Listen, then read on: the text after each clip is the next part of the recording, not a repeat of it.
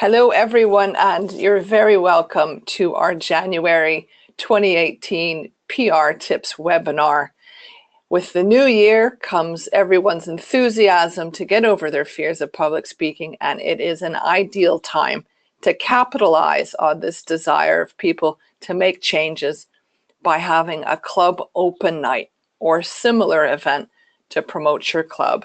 And it's my pleasure tonight to welcome you all.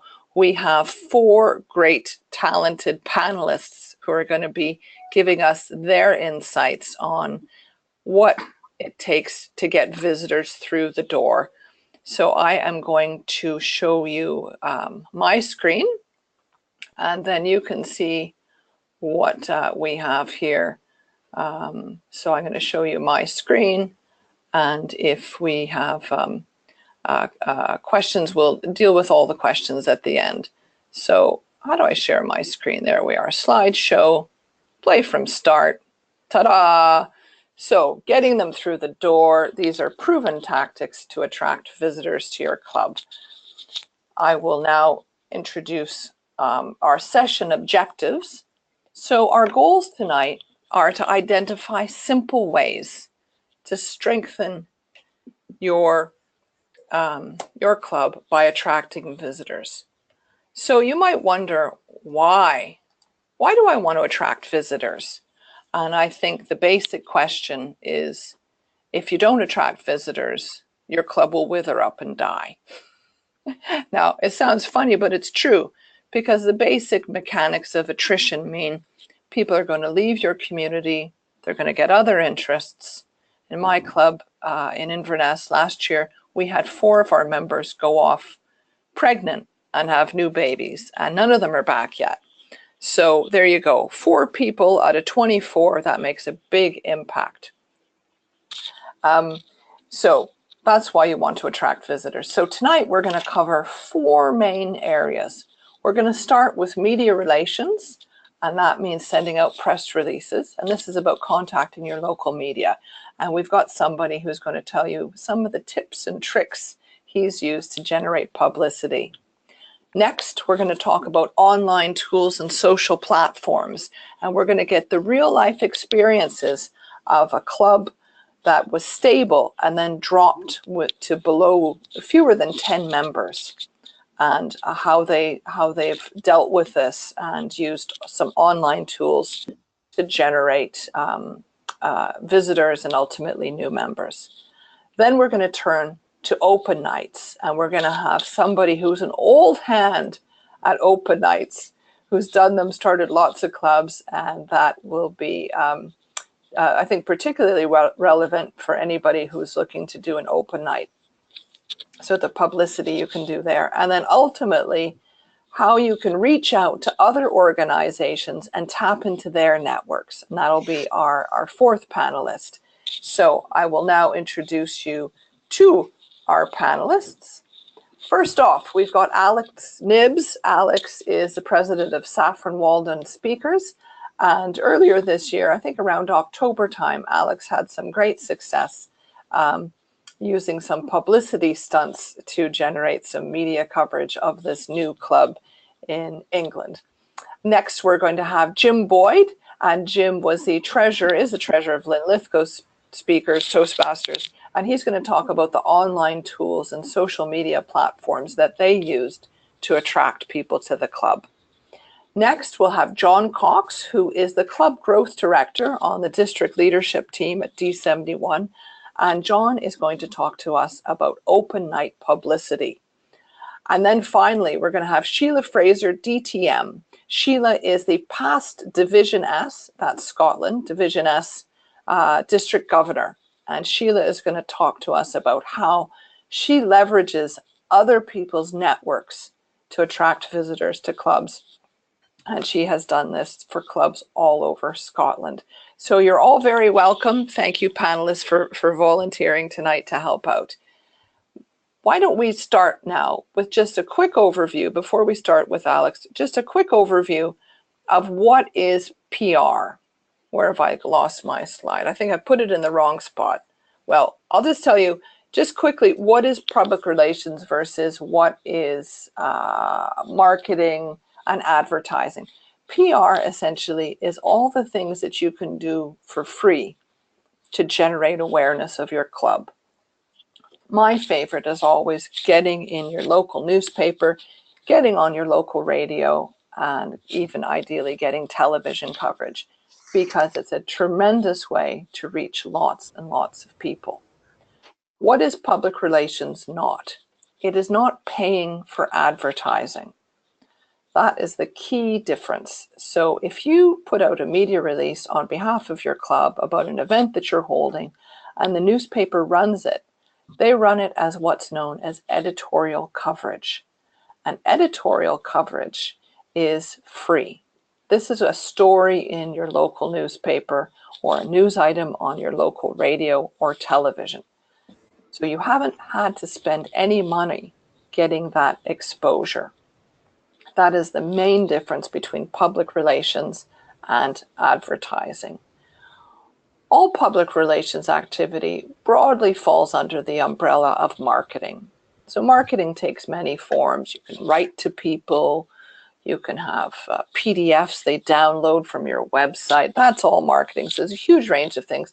So when we're talking about media relations or public relations, these are sort of the core activities.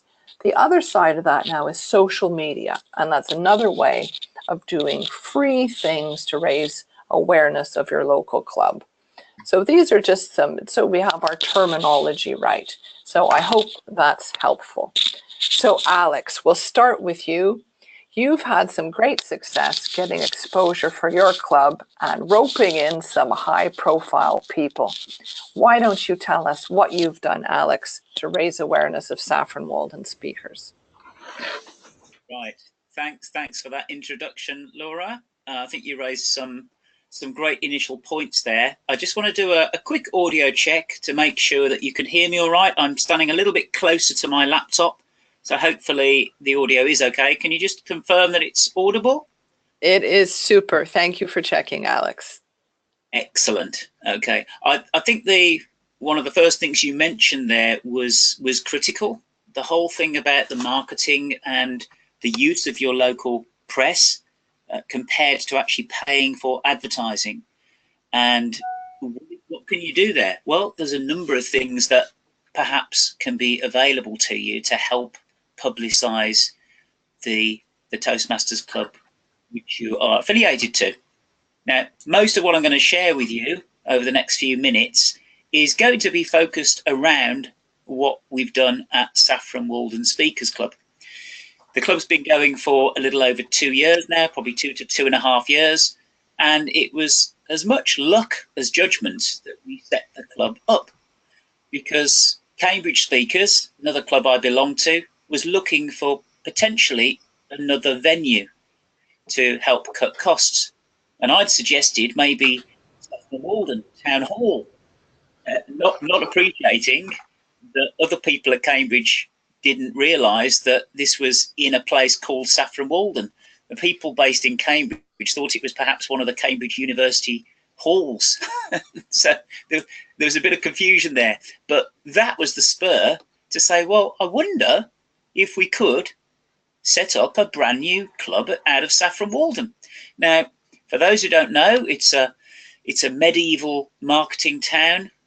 Stretches back. The history goes back to 1100, I think, when the remains of the castle you can see there. But it's got a population of about 15,000 people. And I remember very clearly when I broached this idea with a few fellow Toastmasters, one of the first comments I got was, well, have you got a McDonald's there? And we don't have a McDonald's in Safron Walden. But immediately the seed of doubt was sown there, because there was a feeling that if you haven't got a town where you've got a McDonald's, then maybe you might have problems because you might not have sufficient people who might be interested. But that is history. We set up and we had some success, and we've got now a thriving club with a membership of about 26 or 27 people. I'm actually hearing a little bit of muffle on the line, so I'm not sure where that's coming from. Can you still hear me all right, Laura? I can still hear you in Scotland. Okay, it just sounded a little bit like a fog in the background, but I think that's just gone now. All right, Yes, so you're let's. fine. Okay, Sorry, great. I'd muted myself there. You're fine. Go on ahead. Thank you, Sheila. Okay, so what I'm going to do is just focus on 3 main areas that we used at Safron Walden to help publicise our club. The first thing we have, of course, this will be specific to Safron Walden. You may not have exactly the same situation for your clubs out there, but it's still elements on a similar theme. We have a tourist information centre. So this is the first thing. If you've got a tourist information centre, either very close to where you are or within the rough vicinity, that's a great opportunity to forge relations. Your tourist information centre or similar will have links into lots of different things which could be of value to you as you're setting up your club. The people there tend to be local experts in terms of knowing what's going on in and around your vicinity. And if you have a conversation with them, they may well have ideas that are sparked in their own heads, where they may say, well, you know, we've got other clubs here where they may have some individuals who might be interested in the sorts of thing that Toastmasters could offer. So it's a great facility there for potentially forging additional links. Time spent forging relationships with your local tourist information centre will be time very well spent. You can also use their venue to help advertise your upcoming meetings. You can provide them with the standard flyers that are available from the Toastmasters headquarters. You get the standard templates, but just use them to populate with your meeting venue and your meeting dates, and help them out. They have to pay for printouts if you send them electronically. So if you're in the vicinity, it helps to print a few out and help them on their way. So that's something that can be very helpful to them. And well, Alex. Yes, Laura? Well, Alex, just you're coming to the end of your allotted time. So I wondered if you can tell us about your publicity with the newspaper. Yeah, sure. Okay. So within Safron Walden, there are 2 local papers. We have the Walden Local and the Safron Walden Reporter. And again, it's a case of grasping the nettle. Ideally, going round, you can phone them. But if you go round, you put a face to the name. You get yourself known. And that's the way that you can explain what Toastmasters is all about. Again, you can use these places to help foster information and submit press releases to them. And as Laura said at the outset, you really need a story there. You don't want to really go down the paid advertising route. So find a hook, find something that's of interest. And one of the ways that there's a segue there is, in Safron Walden's case, we've got a mayor. And a mayor is elected newly every single year. Now, the mayor is another pivot point for your town. They would be interested to know what Toastmasters is about and how that can benefit the local community, especially your business community. So that's a great opportunity to forge another link. And if you can encourage your mayor to come along to one of your meetings, that in itself creates another opportunity for taking a photo. And if you can take a photo, you can add a press release, and that can be submitted to your local papers, because the local papers lap up stories like that that include something that the mayor's doing. So that's what we've done on a number of occasions. And as I said, the mayor changes hands every year. So therein creates an additional opportunity every year to forge links with the new mayor. Another photo opportunity, another opportunity to get your name on the map, as it were. That's I'm going to brilliant. I don't know if that's sufficient for now. That's brilliant. Thank you, Alex. You've touched on the key points that I was hoping for. You're talking about leveraging local resources like your local tourist information center. You talked about getting a media release, and you talked about how you've used something local as a hook. And the new mayor being elected every year is an ideal opportunity not just for a photo call, but to have that person come and get to know your club. And then, of course, you are being leveraged to all of the people they come into contact with for the balance of their term as you. So that's very helpful. Thank you, Alex. Well, No turn problem. now, but thank you. Well, don't go away. We'll have you hang on for any questions at the end. We'll turn now to Jim Boyd. Jim, have we got you on the line? Good evening, Laura. Good evening, everyone. Terrific. Thank you so much for joining us, Jim. You're going to talk about your experience in Linlithgow. And you had an experience where you had a stable club, and for various reasons, your member numbers dropped. Take us back to that time, Jim. Sure, Laura. Thank you very much. Just as a preamble to this, I'm not sure. Well, Linlithgow doesn't have a McDonald's, but we do have a Domino's and a Subway, so I'm hoping they count, Alex, in our case. So back to 2005, Linlithgow Speakers chartered in 2005. In our first year, we weren't eligible for distinguished club status, as many clubs wouldn't be, and just because we were getting off the ground. But in the 8 years that followed, we achieved distinguished club status. In 2014, we suffered a double whammy. Our new member numbers dropped to an all-time low of 4, and our retention dropped to an all-time low of 54%. Incidentally, if you're wondering where any of these numbers are coming from, you can get all this stuff off the Toastmasters International website, and you can actually trend and work out a few other figures that might be of use to you and your management team. So we had a double whammy of a lack of new members and a very low retention rate. So we found ourselves dropping into a very critical situation where our year-end membership was below 15. And in 2015, that trend sort of continued, especially with new members. So we ended up being in single figures. Around this time, I know I personally, my circumstances had changed. I was working away quite a lot for about 6 months, and I wasn't actually able to attend meetings. So other club members like Avro, who many of you know, Sheila and various other people were kind of, they were trying to run the club. And as I'm sure many of you know, once you get to a certain level, meetings can get very samey when it's the same people that are coming along week after week. I'm sure we all enjoy one another's company, but it doesn't make for that dynamic and meeting with lots of variety and learning opportunities. So we found ourselves in a real difficult situation, and it has to be said that I'm sure one or two of us were actually wondering whether the club was going to survive. Thankfully, we didn't give up.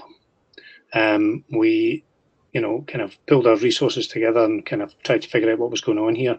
Another factor that had influenced the situation slightly was that we had a new club started nearby, but that really can't be used as an excuse because the demographics around here and the population certainly should be sufficient to sustain the number of clubs we have in this area. So it really comes down to how we were marketing the club, or not marketing the club, as the case may be. I suspect we'd gotten a little bit maybe lazy, and we weren't doing enough, certainly in the online space, because I don't know about you, I think increasingly what I'm seeing as a Toastmaster's been around for a while, it's the younger generation that are really making a difference to our numbers. We're seeing more younger people joining Toastmasters, and they're very used to the internet and finding things online, and that's where they will go to find information. So if you don't have a presence online, you're probably missing a fantastic opportunity to sell your club. At the risk of stating the obvious, we're obviously in the game of competing with lots of other organisations for something that's an extremely valuable part of people's lives, and that's their time. So we need to be selling something that's perceived as being of real value to them. So back in 2015-16, we really started to kind of take the online scene a bit more seriously. I think we'd established a Facebook page, but we hadn't done much with it. And we started to use that more. We started to use Twitter. And more recently, a couple of years ago, we actually started to look at some of the event applications that exist. I'm sure some of you are aware of them, things like Meetup, Eventbrite. And so we've kind of invested a bit of time in getting our name into these spaces and telling people about what we're doing. We also register our meetings on the local town Facebook page. And even this year, I mean, there's been at least 2 people have indicated interest and have come along or are coming to meetings from that directly. So, you know, that's a big impact to the club in overall numbers. So in summary, what I would suggest you do is, if you haven't got an online presence, get one. And if you've already got one, look at how you could improve that further by specifically getting into some of the event applications, such as Meetup and Eventbrite. And hopefully, as a result of that, you'll see your numbers grow and keep your club healthy. Well, Jim, that's brilliant, because you've touched on a number of different things. And I think you also acknowledged the very important aspect of who is your demographic, and that it's young people online and it's young people who are coming to your meetings. And I find that we're getting a lot of young people in our club, and they're people who are, outgoing, success-minded, or maybe success-minded and not as comfortable being outgoing as they might like.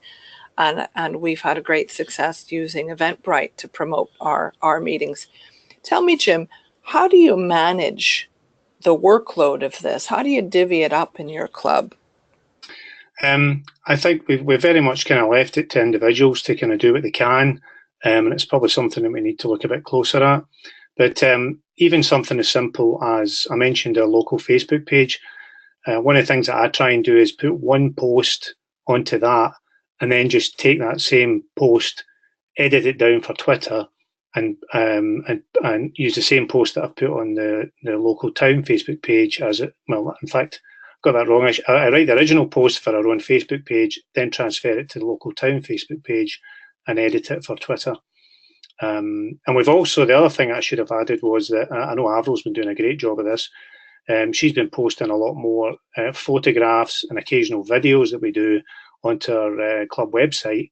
So when people go on and find the website, there's dynamic content there for them to see. So it's not just a bunch of text or even still pictures. There's actually real life people saying, "I joined Toastmasters because." Well, that's an important thing that you've mentioned there, is to remember that your website is your most important online resource.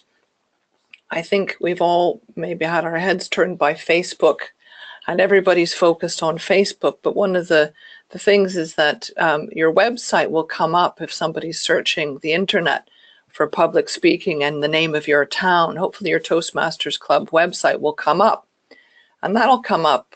And what won't come up is Facebook. So it's an important resource. If you think about what would a guest be searching for, if they go online and they use Google or another search engine, your website is going to be the trail of breadcrumbs that brings them through your door. You're not your social media profiles. We had Des Mead has gotten in touch. Des has said, young members are going to be the answer to new members. We found that college students see Toastmasters as an extension to their courses. I think that's an excellent observation, Des. Thank you for contributing. Alison has mentioned, you were talking about Alex's presentation. Alison, you say you're in Lagan Valley Toastmasters in Lisburn, which is just south of Belfast. And you said you invited your mayor to your first meeting in September, and you actually met in civic headquarters. That's where you hold your meetings. So that's brilliant. And you had great publicity. Well done, Alison. I think that's brilliant, leveraging your venue. If the mayor's already there, just stay on a bit later and come to our meeting. Well done. So what have we got? Before I let you go, Jim, just if there's any more questions. No, that's it. So we'll go now. We'll turn to Jim and, of course, to John. And if you have any questions for any of our panelists, just enter them into the question pane, and we'll deal with those in turn. So thank you very much.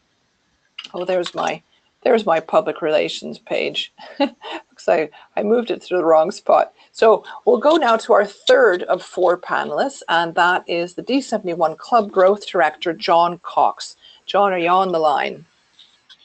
Yes, I am, and good evening, everybody.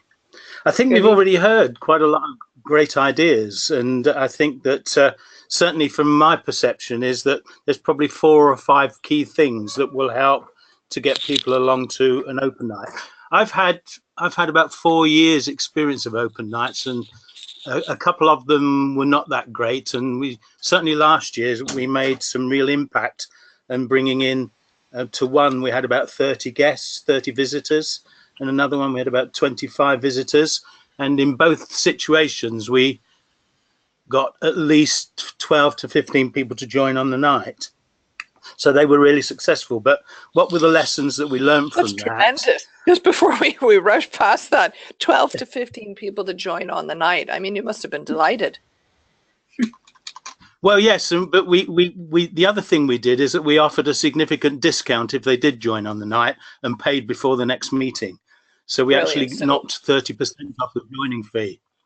So if you they did that. incentivized them right then and there, which made them make a Yeah. decision. Brilliant. Yeah. Now, I wouldn't say that that was totally successful in retention, but it certainly got them joining. And I think we've probably retained 50% of those over the last 12, 18 months. So it's been reasonably good. But if you look at retention generally, globally, it's 50%. So, you know, many clubs are going to lose a big chunk of their members at each renewal time. So going back, the first thing that I would suggest is give yourself plenty of time to promote the event. I think that the ones that didn't work as well is it was almost a very short notice activity. We'll have an open night at our next meeting. Let's go and promote it. Certainly from our experience, you probably want a couple of months of promotion, building up to the event.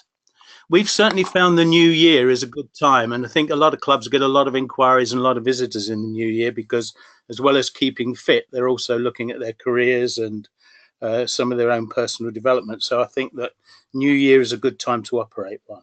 Now, the 5 things that we've identified as being fairly critical is getting a good poster and flyer and get that professionally produced if possible.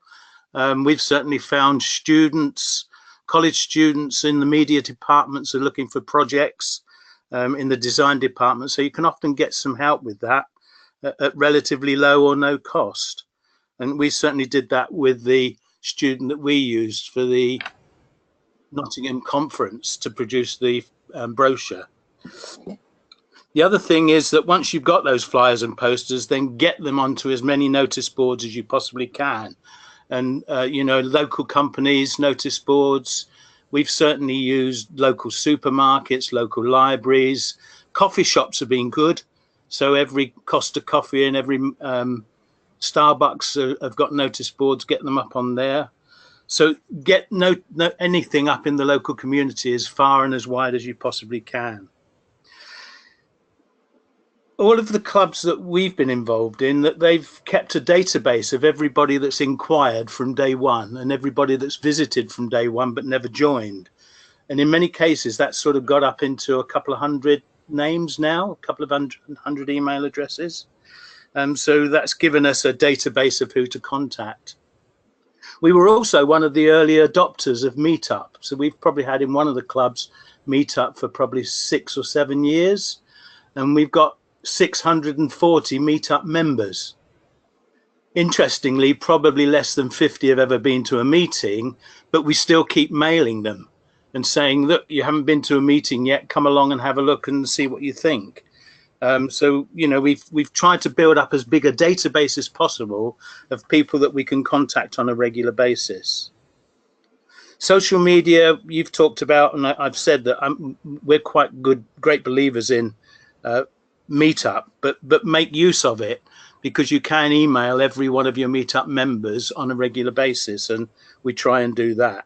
But certainly we've used sorry Laura. Yeah? Oh, just one of the questions Paul Manny's asked, why do you think the retention rate is 50%? I think you're probably a good person to answer this if I can interrupt your open night publicity. What do you think brings us a 50% rate? I was at the district director's half-year training last week, and we were talking about it. And generally, people are saying that you're going to lose some anyway because they move on in their careers. they get promoted, they get pregnant, the sort of things that you've described. But I think it's the member experience that's the key. You know, if the club is low on numbers, as we've heard, then the meetings are less dynamic, a bit more of a chore, and maybe not as much fun. So it's about getting the member experience at the meetings as good as you possibly can, and that will help people stay. But you're always going to lose a number of people every year. But it's interesting that internationally, globally, it runs about 50%. We've got another question here from Eamon. Eamon's asked, what size poster did you use? A4. A4, so just a simple old A4 sheet of paper. A4. Well, and that's doubled up as a flyer as well, of course. You know, we can easily mail that out. We can easily add it as an attachment to an email fairly easily. So, excellent. Okay, carrying on from that, it's all about numbers, I think. And if you've got 20 members in the club, if they can contact another 20 people and send them the flyer, you've got another 400 people, haven't you? So it's that sort of kind of thing of the more people you can contact, the more people that you can get a flyer and the date in front of them, the more people you're going to get to your guest night or open night. Well, we've already talked a little bit about editorial, and I think, again, if we can get something in the local press, then that's great. And probably if you can actually, if you can get onto other people's LinkedIn and other people's Facebook pages. So if your local Chamber of Commerce has got a LinkedIn site, if you can start to get bits of information fed through into that, that would help. Excellent. And even just having your own members share the posts on Facebook and share them to their connections on LinkedIn. Yeah. The very effective way. It gets more people involved too, doesn't it, John? Well, that's right. If half your members, you know, if you've got a 20 membership now, and if 10 of them have got a Facebook page, then that's another chunk of people that you're getting your information, your club open night in front of. Absolutely. I've got another question for you, John. It's from John Fian. John's asked, do you have a poster template that worked well, and can you please share it? Yes, I will. Interestingly enough, the thing we did last year is that we based it on Strictly Come Dancing. And we used a photo of Ed Balls, and we said, if Ed Balls can do it, then so can you. That was our sort of theme.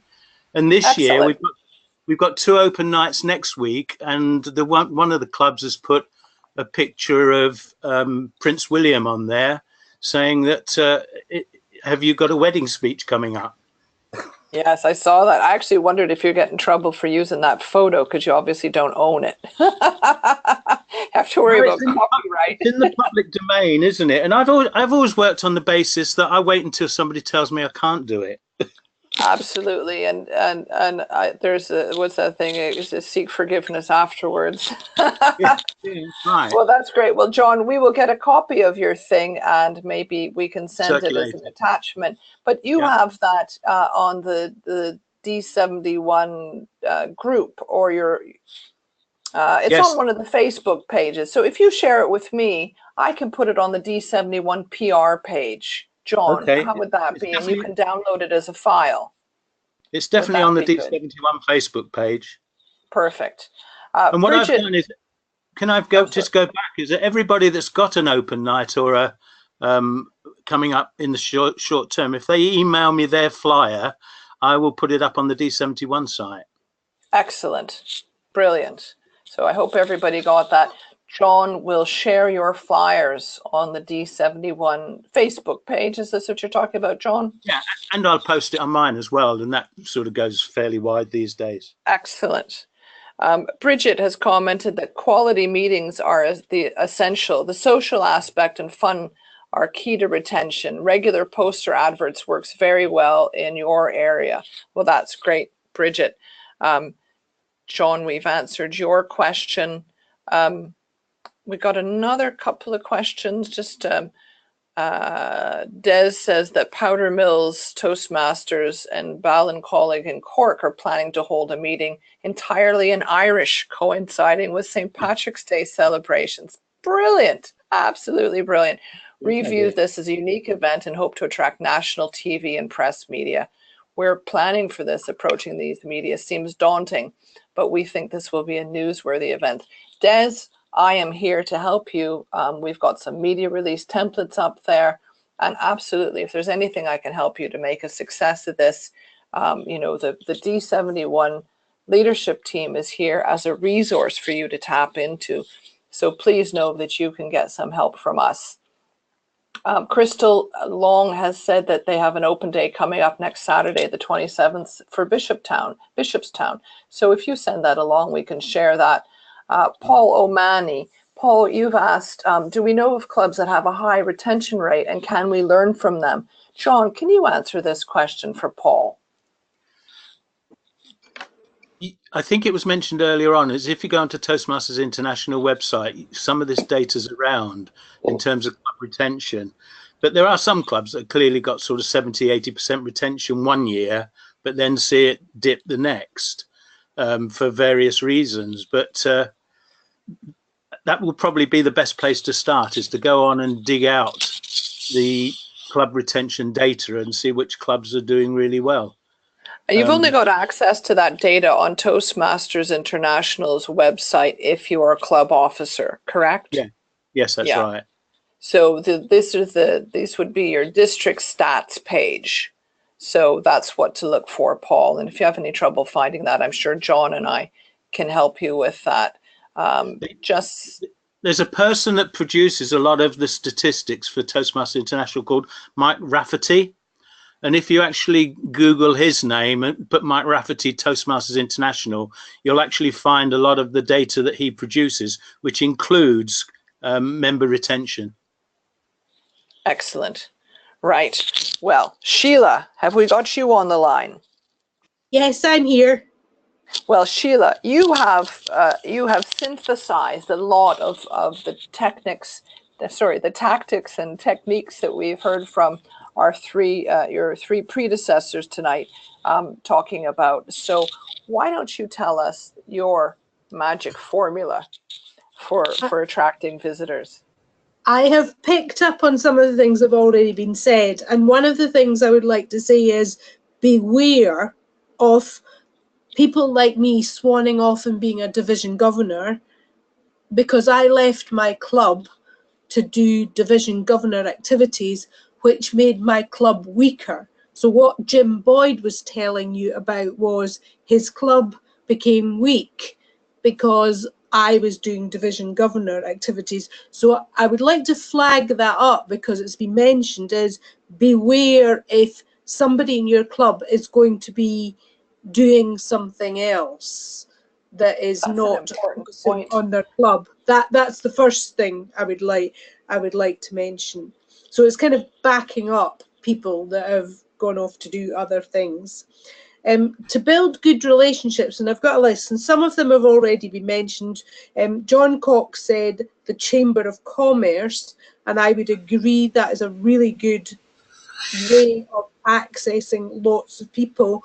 There is also within that, in local areas, there's the women in business groups, and these are women that are usually starting up a business, so it would be ideal for them. The next one I've got is your third sector interface, a TSI, and that is across the UK and Northern Ireland. I'm not sure what they would be called in Ireland, but a third sector interface is the people who deal with the voluntary sector organisations, and if you can make contact with them, they've usually got newsletters, and being able to put out within their newsletters, we've got a Toastmasters club, might go out to 400, 500 people locally. The other website that I have used is local authority organisations.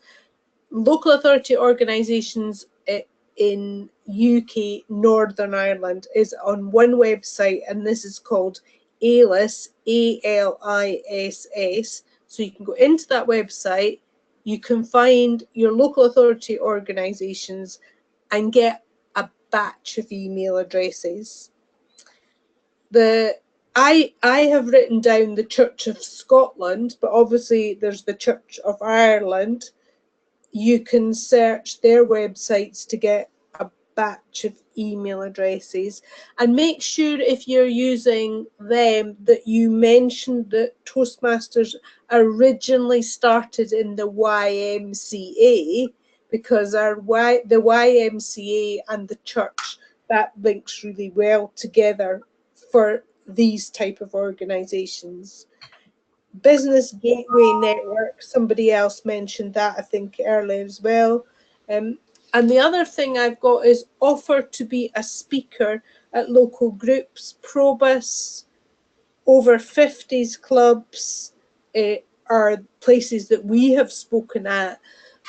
And I personally spoke at a Probus club, which is, let's just say, men over 50, 60. And I thought, this is not going to work. But they were saying, oh, we could tell people about this Toastmasters thing. So it's not always going, this isn't the right group for membership of Toastmasters. It's about taking it beyond that and say, but who do they tell about Toastmasters? Jim mentioned Meetup, and also John Cox mentioned it, I think, as well. I would say Linlithgow has had a very good success with Meetup. Our big cities don't have as much success because there's too much going on. But if you're in an isolated community like Linlithgow is between Edinburgh and Glasgow, Meetup can be incredibly successful. The one other thing I've got written down is one of the clubs I left to promote originally was called Falkirk Orators. It's now called Forth Valley Speakers. And they meet in the local Tesco. And Tesco's have community rooms that are free. So I think that's a really great way to start a club, is start it in a Tesco. It has to be a newer Tesco, but they do have community rooms, and I know Laura and I have done a bit of research to try and find out where they are in and our finance manager, Ledge Hodgson, wrote a little item about this for the D71 newsletter, also recommending the community rooms at Tesco. So it's a great free resource to save you venue hire fees. Absolutely. The other one was when Livingston started up. They met in Asda, and it was a community room that they used in Asda. So there might be other supermarkets with them, which is really useful to know, especially when you're starting up. The one other bit that was picked up was Toastmasters clubs in different languages. Somebody mentioned something about they're having an Irish language meeting. They're having an Irish speaking. I was in Spain, and having been in the States several times, I visited clubs. I went to a Toastmasters competition in Spain that was in English and Spanish, and I judged, not officially, but I was a very effective judge when I was judging a speech that was in Spanish. So I'm kind of letting people know that you can still judge speeches even although they're not in your language. You're saying you don't actually speak Spanish? I don't speak any Spanish, but I judged. You were able to evaluate the speech. I picked the first, second, and third. I had them in the right order. Oh, you're brilliant!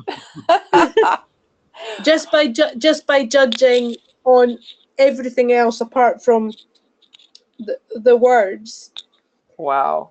And amazing. Finally, somebody mentioned, one of the things they mentioned was about targeting people with wedding speeches. And John mentioned that. Yeah, and Linlithgow had a member a long time ago, and he came to Toastmasters because he had to deliver a best man speech.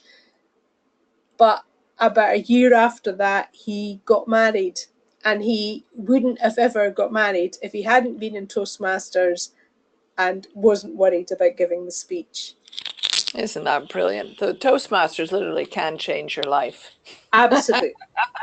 Beware. Well, that's great. We've got a couple of comments here.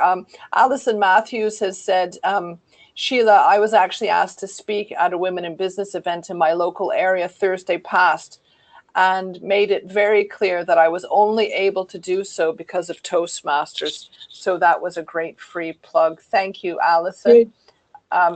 We have a question about data protection. We'll cover that one at the end, Paul. And John Fian has just asked, how useful is Twitter to promote Toastmasters? And is there any good accounts you would suggest we follow? Well, John, I'll answer that because I have used Toastmasters on my club level. And we have found that the easiest thing to do for Twitter is, it is useful, absolutely, because there are people who will never use Facebook who do use Twitter. And what we have done, John, is we have set up our Facebook account to automatically feed our Twitter account. So every post that goes up on Facebook is sent out as a tweet, and it gets a URL, a hyperlink that people can click and come back to the Facebook page. But it does show the pictures that we post, for example. One of the things you'll find with Twitter is that people will search public speaking and the town name. And those are the two things. If you use these hashtags in your Twitter, in your tweets rather, to say Bishopstown and public speaking, for example, if you're Crystal, or Livingston and public speaking if you're Jim. So these are Linlithgow. These are the ways to get these things to actually attract the people you're interested in. I'm conscious of the time. We've got a few minutes left. One of the things, and you're very welcome, John. One of the things that's come up, an early question we had from Paul O'Mahony in Cork. Paul has asked, are there any data protection implications? And I believe this came up while John was talking about collecting from Meetup the email addresses and through other means, I suppose, the email addresses of people who have gotten in touch with you. Now, obviously, Paul, if somebody has contacted you through a third-party platform, such as Eventbrite or Meetup, they are giving their permission for you to contact them, usually as part of using that platform and engaging with your organization. So I think at the first step of it, you are okay to contact them and to follow up with them. Likewise, if they've contacted you through their website. Now, we have new regulations coming in called GDPR, General Data Protection Regulations, coming in the UK. And the latest on this that I have heard, that with regard to third sector organizations, the guidance given is that you're going to be pretty much left to police yourself and to use your best judgment in terms of how you hold this data, which is quite interesting. This came from the third sector organization, third sector newsletter, which I'm sure Sheila would be familiar with, just on Friday. And I thought this is very interesting that we're being told really just to use good judgment. So I think that that acknowledges that we're all adults and that we're going to be as careful and not annoy people with these things. So what I'd like to do now, we've had each of our presenters give you their top tips for getting in touch, or rather raising awareness of your club, doing publicity around open night, and basically everything that you can do to get people through the door. Who has a question that one of our panelists or I can help you with? If you've got an open night coming up, have you sent out a media release? This is a helpful thing to do, just to let your local newspaper find out about this. It doesn't matter how big it is, people read every inch of the newspaper. And even if you have a tiny little item about your open night, letting people know that it's coming up, where it is, what time it starts, what your organization is about, and perhaps any details about how long the meeting might last. That's always helpful to include. And just remember that we have media release templates on the D71 Toastmasters website. The website has a number of PR resources available.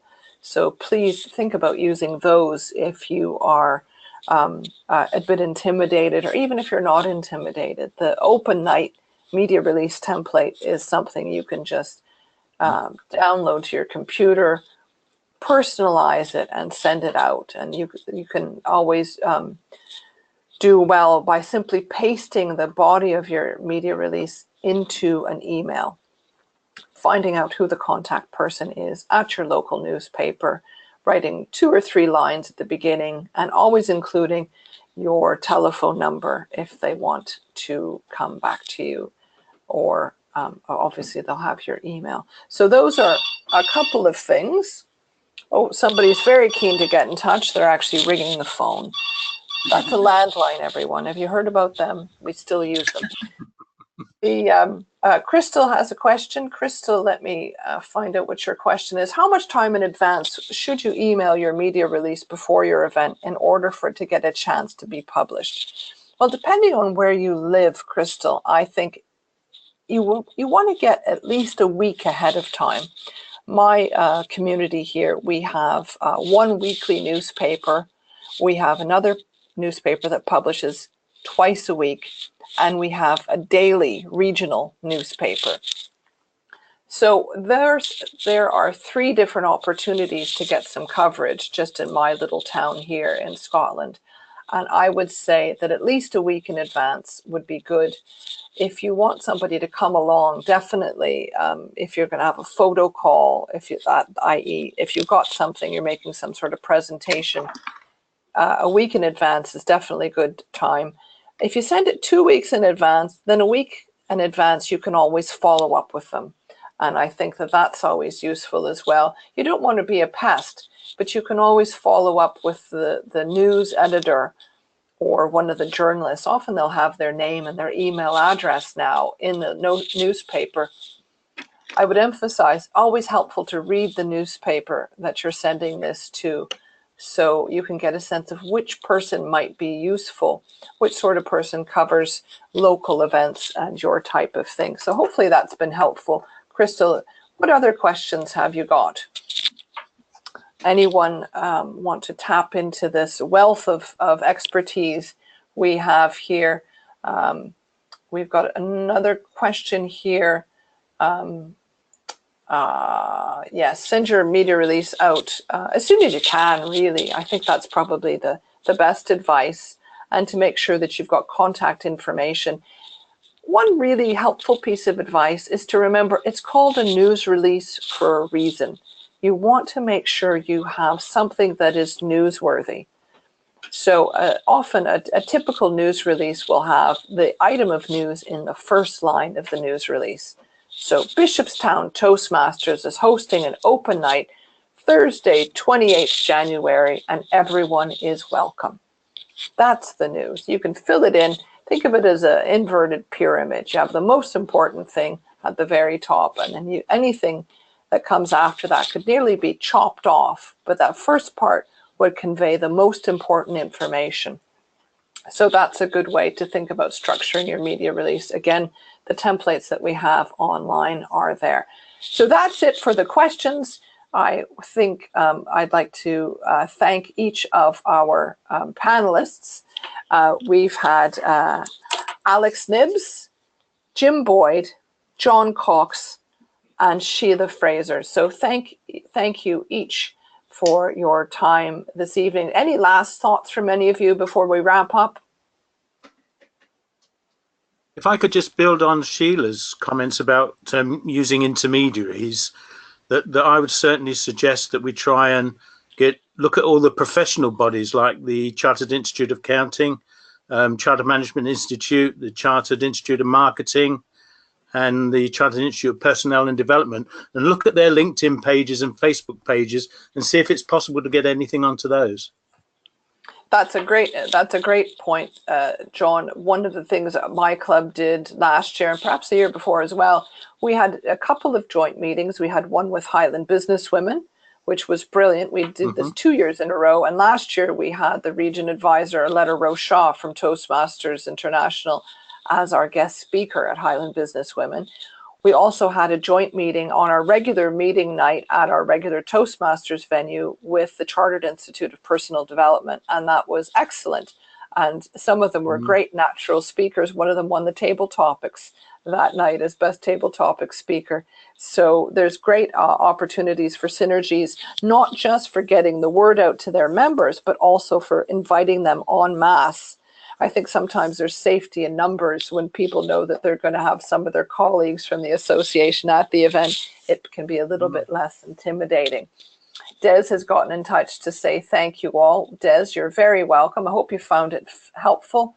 John has said, John Fian, thank you all very much. It was very useful. That's wonderful. There will be a recording of this, and hopefully if you have any questions, you could just send me an email, and if I can help you with the media release or any advice, if you want to find out about any of the incentives, look in the next issue of the newsletter, which is coming out in about 5 days, I anticipate.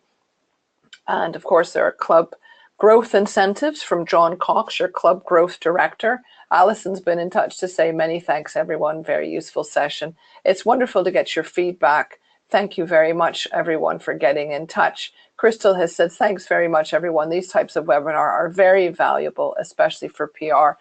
Well, thank you, Crystal. Hopefully you've got some new things you can take away.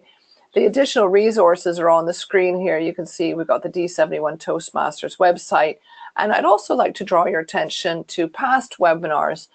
The December PR Tips webinar was very good. And if you that was about just basic PR tactics, how to get in touch with the media and sort of reducing any barriers or fears around contacting the media. And then one that I did with my predecessor last year, Karen O'Donnell, who was PR manager for D71 last year, I did a workshop called Creating Membership Magic at the Dublin conference in November 2015, and this was the basis for the webinar in January 2017, and that was quite useful. It covered a lot of the things we've touched on today about attracting people, engaging them, and then converting them into members. So hopefully these resources are simple for you to find. You'll get a follow-up email from me, which will have some of these some of the links to these things. And if you have a poke around the D71 website, you should be able to find them.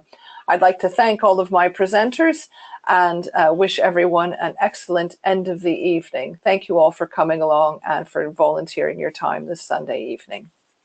Thank you, Laura. Pleasure, Laura. Thank you. Thanks, Laura. Super. Have a good evening, everyone.